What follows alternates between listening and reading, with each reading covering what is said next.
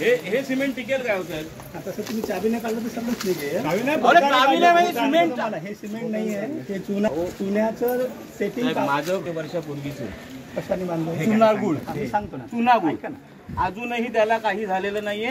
हाताने नाही, तुम्ही ठोकर मारली त्याच्यावरती ती निघणार नाही. 150 वर्षांनी करत आहे ना तुम्ही. आहे ते घर. ऐका तर माझं, हे असं निघेल का हो? सेटिंग पॉवर चुन्याचा हा स्लो आहे, त्याच्यामुळे आपण ॲडिसिव्ह टाकत आहोत सुरकी, जेणेकरून लवकर ऑब्झर्व होईल मातीमध्ये पाणी. आणि लाईम हा लाईम स्टोनच आहे. थोडंफार व्यवस्थित साईज जुने बरोबर ती व्यवस्थित साईजची होती, त्याच्यात संध्यामुळे व्यवस्थित होती, मग ते टिकून आपले दगड बघा कसे. आता मला सर काढले रमेश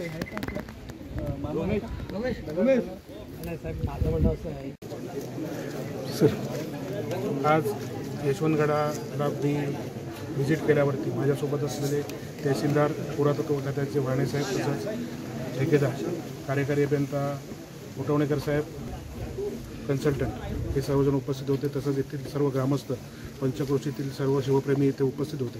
आणि त्यांच्यासमोर ज्या चर्चा झाल्या त्या मी आपल्याला सांगतो की आता हा जो भाग कोसळला होता, हा कोसळलेला भाग लवकरात लवकर दुरुस्त करण्याच्या सूचना दिल्या आहेत. तसंच ह्याकरता लागणारा जो दगड होता हा विशिष्ट प्रकारचा आणि विशिष्ट साईजचा दगड असल्यामुळे इथल्या चिरेखाण संघटनेला हा दगड काढून देण्यास सांगितलं आहे. तसंच इथले स्थानिक बांधकाम करणारे जे कामगार आहेत त्यांना देखील ह्या कामाचं बांधकाम करायला देण्याच्या सूचना देण्यात आल्या आहेत. तसंच भविष्यामध्ये हे असं होऊ नये, परत घडू नये याच्याकरता इथले स्थानिक 5 लोकांची समिती तहसीलदार साहेबांच्या अध्यक्षतेखाली नेमण्यात आली आहे आणि त्यांच्या सूचनेनुसार पुढील काम करून घेण्यात येईल. साधारण कधीपर्यंत अपेक्षित आहे काम सुरू होणं?